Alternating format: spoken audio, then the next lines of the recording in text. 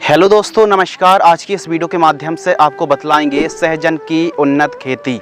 Drum stick farming अलग अलग नामों से जाना जाता है दोस्तों, जैसे ड्रम स्टिक फार्मिंग, सहजन की उन्नत खेती या फिर मोरिंगा फार्मिंग। तो अलग अलग नामों से, साधारण बोलचाल की भाषा में अलग अलग नामों से जाना जा सकता है। तो आज की इस वीडियो के माध्यम से दोस्तों आपको बतलाने वाले हैं बागवानी में सहजन की उन्नत खेती, कैसे आप सहजन की खेती करके काफ़ी अच्छा प्रॉफिट निकाल सकते हैं। मोरिंगा की खेती आपको किस प्रकार करना चाहिए, कौन सी वैरायटी का चुनाव करना चाहिए, लागत, लाभ, मुनाफा, नेट प्रॉफिट के साथ साथ एरीगेशन, फर्टिगेशन, वेस्ट वैरायटी जिनका उत्पादन काफ़ी बेहतरीन हो। तो इस वीडियो के माध्यम से दोस्तों आपको डिटेल में A to Z संपूर्ण जानकारी का विश्लेषण, आपको जानकारी शेयर करने वाले हैं। जो भी रोग बीमारी आती हैं, कितनी दूरी पर पौधरोपण करना चाहिए, पौधरोपण करते समय कौन सी सावधानी रखनी चाहिए, टाइमिंग, जलवायु, क्लाइमेट्स कंडीशन के साथ साथ डिटेल में संपूर्ण जानकारी शेयर करने वाले हैं। तो चलिए दोस्तों शुरू करते हैं संपूर्ण जानकारी। सबसे पहले बात करते हैं टाइमिंग यानी अनुकूल समय। तो इस फसल के लिए टाइमिंग बहुत ज़्यादा ज़रूरी है। तो इसकी पौधरोपण आप जून से लेकर दोस्तों सितंबर के मध्य पौधरोपण करेंगे तो बहुत अच्छी बढ़वार फसल लेने वाली है। बाकी आप अक्टूबर, नवंबर, दिसंबर और जनवरी महीने पर भी पौधरोपण प्लांटेशन कर सकते हैं, लेकिन जून से यदि आप सितंबर के मध्य पौधरोपण करते हैं तो काफ़ी शानदार तरीके से बढ़वार होने वाली है। बात करते हैं दोस्तों उन्नतशील किस्में। तो देखिए, जब भी आप सहजन की खेती करते हैं तो सीड सिलेक्शन करने में, वैरायटी का चुनाव करने में काफ़ी बड़ी समस्या का सामना करना पड़ता है। तो कौन सी वैरायटी लगाएं, किस वैरायटी का उत्पादन अच्छा है और किस वैरायटी की जो फल हैं, फलियां हैं, उनकी जो चमक है, ग्रीननेस है, वो काफ़ी अट्रैक्ट करती है ग्राहकों को। तो इस वीडियो के माध्यम से उन्हीं किस्मों के बारे में बतलाएंगे जो कि आप भारत भर में सभी प्रकार की जलवायु, क्लाइमेट्स कंडीशन और सभी प्रकार की सॉइल पर आप खेती कर सकते हैं। तो इस वीडियो के माध्यम से नंबर 1 पर जो किस्म है ODC3 के नाम से आती है। और इस वीडियो पर दोस्तों जो वैरायटी आप देख रहे हैं, यह वैरायटी भी ODC3 वैरायटी है। इसके अलावा PKM13 के नाम से आती है रोहित 1, PKM1 और PKM2 के नाम से आती है, और AR32 जैसी वैरायटी का चुनाव आप कर सकते हैं। तो 4-5 किस्मों के नाम बतलाए हैं और यह जो 4-5 किस्में हैं काफ़ी बेहतरीन किस्में हैं। इसके अलावा दोस्तों बात करते हैं जलवायु, क्लाइमेट्स कंडीशन। तो सहजन की क्रॉप के लिए, इस फसल के लिए यह जो क्रॉप है उष्ण कटिबंधीय जलवायु का पौधा है और इसके लिए नम आर्द्र जलवायु की आवश्यकता पड़ती है। यदि सिंचाई के साधन थोड़ा सा कम भी हैं तो भी आप दोस्तों सहजन की खेती कर सकते हैं। इसके लिए जो टेम्परेचर है मिनिमम 10 से 12 डिग्री सेल्सियस और अधिकतम जो मैक्सिमम टेम्परेचर है वो आप 35 से लेकर 40 डिग्री सेल्सियस के मध्य तक यदि टेम्परेचर जाता है तो यह फसल ईजिली तैयार हो जाएगी, ग्रो हो जाएगी। भूमि और खेत की तैयारी के ऊपर बात करें, यानी सॉयल और किस प्रकार आपको फार्म की प्रिपरेशन कराना चाहिए जब भी आप खेती कर रहे हैं, तो सहजन की खेती बंजर भूमि और कम सिंचित भूमि और कम लागत पर आप सहजन की खेती कर सकते हैं। बाकी यदि आप वैज्ञानिक तरीके से बड़े लेवल में खेती कर रहे हैं तो थोड़ा सा उपजाऊ भूमि होती है या फिर थोड़ा सा सिंचाई के साधन अच्छे रहते हैं तो फिर बहुत अच्छे तरीके से आप सहजन की खेती कर सकते हैं। तो इसके लिए थोड़ा सा उपजाऊ भूमि ज़्यादा बेहतर है। बाकी आप काली दोमट, चिकनी दोमट या फिर बालुई दोमट भूमि पर आप खेती कर सकते हैं। मृदा की pH वैल्यू काफ़ी ज़्यादा इम्पोर्टेंट है। मृदा की pH वैल्यू 6 से लेके 7.5 तक चल जाती है। और खेत की तैयारी नॉर्मल तरीके से 102 बार कल्टीवेटर तक फिर 2 हल से पहली और दूसरी प्लोइंग कराना चाहिए। लेकिन जी हाँ दोस्तों, उत्तम जल निकास का प्रबंध होना बहुत ज़्यादा जरूरी, यानी जल भराव नहीं होना चाहिए खेत पर। यदि खेत पर जल भराव होता है तो बहुत बड़ी समस्या क्रिएट हो जाती है। तो इसीलिए ठीक तरीके से खेत की तैयारी कराना चाहिए, साफ़ सफाई होना चाहिए, तारबंदी के साथ साथ ग्रीन नेट भी आप खींच लीजिए कुछ इस प्रकार जो कि आप वीडियो पर देख रहे हैं। तो इस प्रकार यदि आप खेत की तैयारी करेंगे, साफ़ सफाई रखेंगे, पाटा लगाकर खेत को समतल कराएंगे तो बेहतरीन आपको रिजल्ट देखने के लिए मिलने वाला है। प्रति एकड़ सीड्स के ऊपर दोस्तों बात करते हैं। जब भी आप सहजन की खेती करते हैं तो 1 एकड़ में आपको 500 ग्राम सीड्स की रिक्वायरमेंट पड़ने वाली है या फिर 600 पौधे आपको लगने वाले हैं। तो कितनी दूरी पर पौधरोपण करना चाहिए यह भी काफ़ी ज़्यादा ज़रूरी है। तो जो प्लांट डिस्टेंस है, पौधे से पौधे की दूरी आपको रखनी है 6 फीट और लाइन से लाइन की दूरी 12 फीट रखनी चाहिए। इस हिसाब से आपको 600-620 पौधे के आसपास प्लांट्स रिक्वायरमेंट पड़ने वाली है। तो आप डायरेक्ट सीड्स को नहीं फील्ड पर, बल्कि दोस्तों आपको नर्सरी से पौधे वाई करके लाना है, ग्राफ्टेड पौधे को ही आपको लगाना चाहिए। बहुत ज़्यादा ज़रूरी है दोस्तों बेड तैयार करना। यदि आप बेड विधि से खेती करते हैं तो बेड की जो चौड़ाई है वो 2.5 फीट रखनी है, बेड से बेड की दूरी 12 फीट और बेड की ऊंचाई 1 फीट रखनी चाहिए।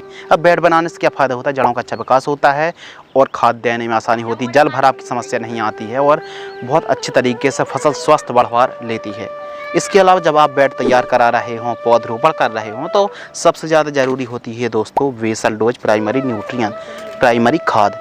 तो जब भी आप पौधरोपण कर रहे हैं कौन सी खाद दें, देखिए सबसे ज़्यादा ज़रूरी है कि यदि आप सहजन की खेती कर रहे हैं तो इसके लिए इम्पोर्टेंट है कि मृदा परीक्षण, सॉइल टेस्ट जरूर करा लीजिए, ताकि आपको पता चले कि आपकी सॉइल पर, आपकी भूमि पर कौन कौन से पोषक तत्वों की कमी है, कौन कौन से पोषक तत्वों की डिफिशियंसी है। तो मृदा परीक्षण जरूर करा लीजिए। बाकी हल्की भूमि है, कम उपजाऊ भूमि है, या फिर थोड़ा सा जो भूमि पर पोषक तत्वों की मात्रा कम है, तो ऐसे में स्टैंडर्ड जो फर्टिगेशन शेड्यूल है, खाद का शेड्यूल है, बेसल डोज की हम बात कर रहे हैं। गोबर की खाद 3 से 4 ट्रॉली और सरसों की खली 2 quintal, SSP single super phosphate उर्वरक खाद 100 किलोग्राम, डीएपी 50 किलोग्राम, लगभग 45 से 50 किलोग्राम आपको डीएपी खाद लेना है और इन सभी को ठीक तरीके से मिक्स कर देना है।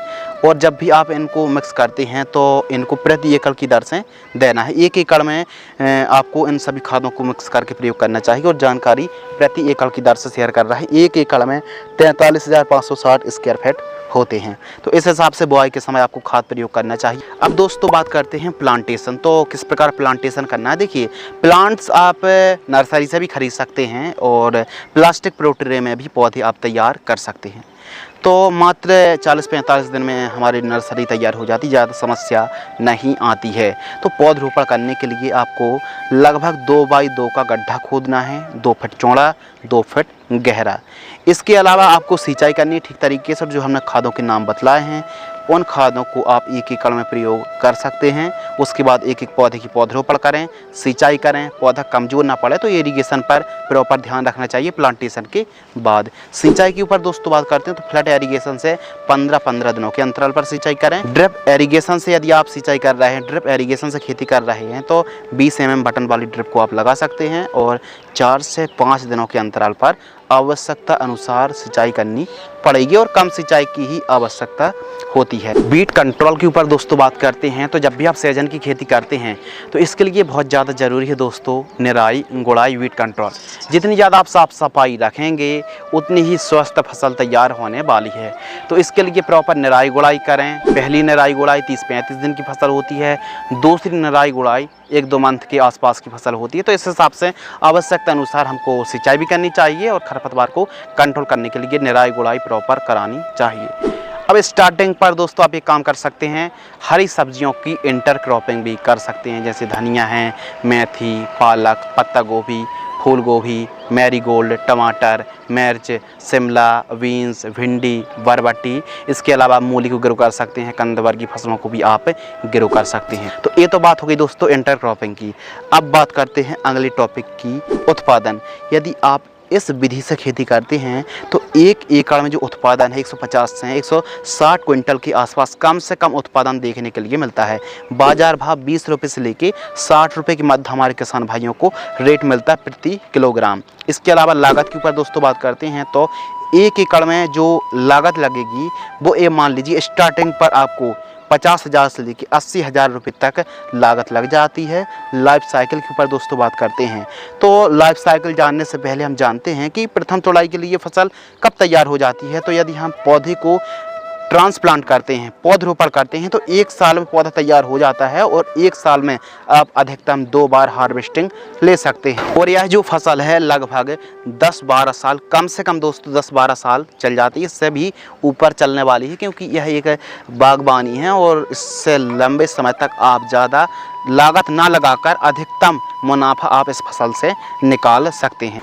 प्रति पौधा फल के ऊपर दोस्तों बात करते हैं तो एक पौधे से आप एक स्वस्थ विकसित पौधे से 20 किलोग्राम से लेकर 25 किलोग्राम फल आप एक पौधे से निकाल सकते हैं। प्लांट्स ऊंचाई के ऊपर दोस्तों बात करते हैं तो सहजन का जो प्लांट्स होता है उसकी ऊंचाई अधिकतम 4 से लेके 6 मीटर तक हो सकती है। तो आपको एक काम करना है कि आपको हार्वेस्टिंग करना है और जब हार्वेस्टिंग कंप्लीट हो जाती है तो उसके बाद कटिंग प्रूनिंग कर दीजिए, फिर वापस से पौधा फिर विकास कर जाएगा। तो प्रॉपर सिंचाई करिए, प्रॉपर देखभाल करिए। इस प्रकार हार्वेस्टिंग करने के बाद कटिंग करना बहुत ज़्यादा ज़रूरी है।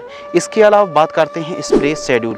तो सहजन की फसल पर कई प्रकार की रोग बीमारी का प्रकोप हो सकता है, लेकिन वैसे इस फसल पर कम ही रोग बीमारी का प्रकोप देखने के लिए मिलता है। तो यह जो फसल है, यह जो जानकारी A to Z जानकारी शेयर कर रहे हैं, तो सभी बीमारी के बारे में हम डिस्कशन करेंगे जो बीमारी का प्रकोप हो सकता है। तो प्रमुख रूप से लीफ माइनर, एफिड, जैसिड, सुंडी, फल छेदक, फल मक्खी, थ्रिप्स, हरा तीला का प्रकोप देखने के लिए मिलता है। इसके अलावा छाल खाने वाली इल्ली, वेल्ट, व्हाइट ग्रब और पाउडरी मिल्ड्यू की समस्या देखने के लिए मिल सकती है। तो इसके लिए जो स्प्रे शेड्यूल है, फर्स्ट स्प्रे 1 से 2 माह के मध्य की फसल होती है तो नीम ऑयल 15 ml से लेकर 30 ml 15 लीटर पानी घोल करके स्प्रे करना चाहिए। सेकंड स्प्रे 3 से 4 माह की मध्य की फसल होती है। इसके अलावा फ्लावरिंग स्टेज से 15 दिन पहले इस कॉम्बिनेशन को स्प्रे कर सकते हैं। तो इस हिसाब से आवश्यकता अनुसार शेड्यूल चलाना चाहिए। ज़्यादा खाद देने की, ज़्यादा स्प्रे करने की आवश्यकता नहीं होती है, लेकिन फिर भी यदि अच्छा पैदावार आप निकालना चाहते हैं तो फर्टिगेशन शेड्यूल थोड़ा सा आप अच्छा रखेंगे तो फिर पैदावार बढ़ने वाली है। तो दोस्तों बात करते हैं फर्टिगेशन शेड्यूल। यदि आप प्रॉपर पोषक तत्वों की पूर्ति करेंगे और एक अच्छी पैदावार निकालने के लिए खाद और उर्वरक की जो मात्रा है वो संतुलित रख के काफ़ी अच्छे से आप फसल को ग्रो कर सकते हैं। तो प्रॉपर न्यूट्रिएंट की पूर्ति करना बहुत ज़्यादा ज़रूरी है। तो इसके लिए खास शेड्यूल तो शेयर करेंगे। इसके लिए दोस्तों बहुत ज़्यादा ज़रूरी है ड्रिंचिंग शेड्यूल। तो जैसे ही हम पौधरोपण करते हैं सबसे बड़ी समस्या आती है, पौधे डंपिंग ऑफ होने लगते हैं, पौधे सूखने लगते हैं, मरने लगते हैं। तो इसके लिए यदि हम 1-2 ड्रिंचिंग करेंगे और प्रॉपर सिंचाई की देखभाल करेंगे और फसल की देखभाल करेंगे तो फसल में कोई समस्या नहीं आएगी। इसके लिए फर्स्ट जो कॉम्बिनेशन है, फर्स्ट जो ड्रिंचिंग है, जब हमारी फसल 30 दिन के आसपास की फसल होती है तो 1 kilogram humic acid, 1 kilogram NPK घुलनशील खाद 19-19-19 से 200 लीटर पानी में घोल करके प्रति एकड़ की दर से आपको ड्रिंचिंग करना है। सॉइल एप्लीकेशन से स्प्रे नहीं करना है। 200 लीटर घोल को 1 एकड़ में जड़ों के पास देकर आपको ठीक तरीके से सिंचाई करनी चाहिए, फिर ड्रिंचिंग करना चाहिए। सेकंड ड्रिंचिंग 45 दिन के आसपास की फसल होती है तो सूक्ष्म पोषक तत्व युक्त खाद 1.5 किलोग्राम और NPK 1261-0 1 किलोग्राम 200 लीटर पानी घोल करके सेम टू सेम ड्रिंचिंग आपको करना चाहिए। 2 ड्रिंचिंग करने से फसल की बढ़वार काफ़ी अच्छी होने वाली है। यदि आपको लग रहा है कि हमारी जो फसल है वो अच्छी बढ़वार नहीं ले रही है, एकदम पौधे सूखने की समस्या ना आए, तो इसके लिए ड्रिंचिंग कर सकते हैं। अब बात करते हैं फर्टिगेशन शेड्यूल। तो खाद देने से काफ़ी फ़ायदा होता है। इसके लिए यदि आप साधारण तरीके से खेती करते हैं तो जो फर्स्ट खाद है 2 माह के मध्य की फसल होती है तो गोबर की खाद या फिर वर्मी कंपोस्ट 5 किलोग्राम प्रति पौधा जड़ों के पास देकर सिंचाई करें। सेकंड खाद 3 से 4 माह की मध्य की फसल होती है तो यूरिया 20 किलो, सागरिका दानेदार seaweed extract 10 kilogram, zinc sulphate 5 kilogram प्रति एकड़ जड़ों के पास देकर सिंचाई करें। फ्लावरिंग स्टेज में जो खाद आपको देनी है NPK घुलनशील खाद 0050 15 kilogram, boron 1 kilogram, micro nutrient 6 kilogram. इन सभी को दोस्तों मिक्स करना है और 1 एकड़ में आपने जितने 600-650 पौधे लगाए हैं उस हिसाब से आपको 1 एकड़ में जड़ों के पास देकर आपको सिंचाई करनी चाहिए। तो इस हिसाब से फर्टिगेशन शेड्यूल चलाना चाहिए। अब बात करते हैं दोस्तों मुनाफा के ऊपर। जो नेट प्रॉफिट है, जो आमदनी है, तो सभी लागत को काटकर आप 1 एकड़ से 5 से 6 लाख रुपए तक आप कमाई कर सकते हैं। तो जो भी लागत लगेगी, क्योंकि हर साल आपको 40-50 हज़ार 60 हज़ार लागत नहीं लगेगी, क्योंकि स्टार्टिंग पर पौधे खर्च और जो प्लांटेशन खर्च है, सेटअप का, ड्रिप का और जो भी खर्च आता है उसका ही खर्च लगेगा। बाकी हर साल आपको खर्च नहीं लगने वाला है। तो जो नेट प्रॉफिट है, जो आमदनी है, सभी लागत को काटकर आप बड़े आराम से 5 से 6 लाख रुपए तक कमाई कर पाएंगे। उत्पादन और ही बढ़ता है, बाजार भाव अच्छा मिलता है तो फिर आमदनी और भी बेहतरीन आपको मिलने वाली है। सो फ्रेंड्स, आज की इस वीडियो के माध्यम से आपको बतलाया सहजन की उन्नत सफल वैज्ञानिक खेती की A to Z संपूर्ण जानकारी। इस वीडियो के माध्यम से, वीडियो लंबी जरूर हो गई दोस्तों, लेकिन डिटेल में फुल विश्लेषण किया कि कैसे आप सहजन की खेती कर सकते हैं, ज़्यादा प्रॉफिट निकाल सकते हैं, ज़्यादा कमाई कर सकते हैं। इस फसल पर मल्चिंग पेपर लगाने की आवश्यकता नहीं है, प्रॉपर कटिंग करेंगे, प्रूनिंग करेंगे, सिंचाई करेंगे, देखभाल करेंगे तो यह जो फसल है बहुत ही कम लागत पर एक अच्छा प्रॉफिट आपको 100% दोस्तों दे सकती है। फिर भी आपके मन में कोई डाउट्स रह गए हैं या फिर कोई भी आपके मन में क्वेश्चन है तो आप कमेंट सेक्शन खाली है, कमेंट्स कर सकते हैं। तो मिलते हैं इसी प्रकार बागबानी और एग्रीकल्चर से संबंधित एक और इन्फॉर्मेटिव और नॉलेज पर्पस संबंधित वीडियो के साथ। तब तक के लिए धन्यवाद। नमस्कार, जय हिंद, वंदे मातरम।